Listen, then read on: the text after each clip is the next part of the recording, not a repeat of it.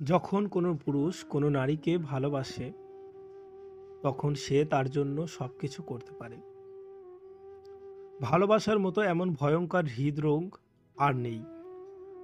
তুমি যদি সত্যিই কাউকে ভালোবেসে থাকো, নিজের অজান্তেই সেও তোমার প্রতি দুর্বল হয়ে পড়বে। তুমি যদি একজন অসুন্দর মহিলাকে বিয়ে করো, তাহলে সে তোমার হবে। আর যদি একজন সুন্দরীকে বিয়ে করো, তবে তুমি তার হবে। যে নারীকে ঘুমান্ত অবস্থায় সুন্দর দেখায়, সেই প্রকৃত সুন্দরী। ভালো লাগা এমন এক জিনিস, যা একবার শুরু হলে সব কিছুই ভালো লাগতে থাকে। মানুষ মানুষের জন্য, পাখি আকাশের জন্য, সবুজ প্রকৃতির জন্য, পাহাড় ঝর্ণার জন্য। ভালোবাসা সবার জন্য, আর তুমি শুধু আমার জন্য। ভালোবাসা হচ্ছে এক ধরনের মায়া, যেখানে পুরুষ এক নারীকে অন্য নারী থেকে আলাদা করে দেখে, আর নারী এক পুরুষকে অন্য পুরুষ থেকে আলাদা করে দেখে। জীবনে কিছু কিছু প্রশ্ন থাকে, যার উত্তর কখনো মিলে না। কিছু কিছু ভুল থাকে, যা শোধরানো যায় না। আর কিছু কিছু কষ্ট থাকে, যা কাউকে বলা যায় না। কাউকে প্রচণ্ডভাবে ভালোবাসার মধ্যে এক ধরনের দুর্বলতা আছে। নিজেকে তখন তুচ্ছ এবং সামান্য মনে হয়। এই ব্যাপারটা নিজেকে ছোট করে দেয়। গভীর প্রেম মানুষকে পুতুল বানিয়ে দেয়। প্রেমিক প্রেমিকার হাতের পুতুল হন, কিংবা প্রেমিকা হয় প্রেমিকের হাতের পুতুল। দুজন একসঙ্গে কখনো পুতুল হয় না। কে পুতুল হবে আর কে হবে সূত্রধর, তা নির্ভর করে মানসিক ক্ষমতার উপর। মানসিক ক্ষমতা যার বেশি, তার হাতেই পুতুলে সুতো। যে পুরুষ কখনো দুঃখ কষ্ট ভোগ করেনি, সে পোড় খাওয়া মানুষ নয়।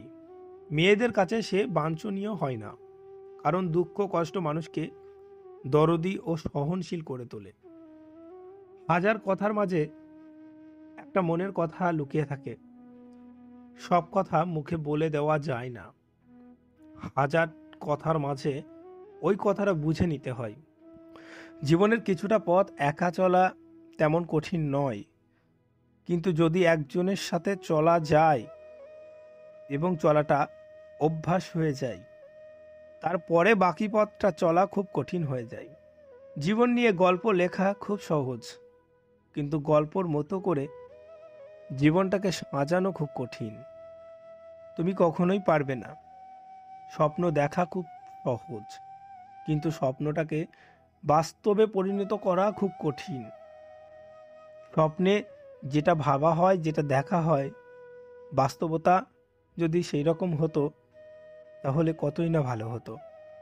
কিন্তু আমরা স্বপ্নটাকে যখন বাস্তবে রূপ দিতে শুরু করি, তখন আমাদের অভিজ্ঞতা আসে, তখন হই আমরা অভিজ্ঞ।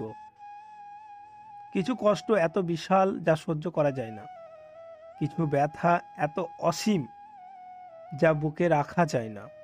কিছু মানুষ এত আপন যা হারিয়ে গেলে তাকে কখনো ভোলা যায় না।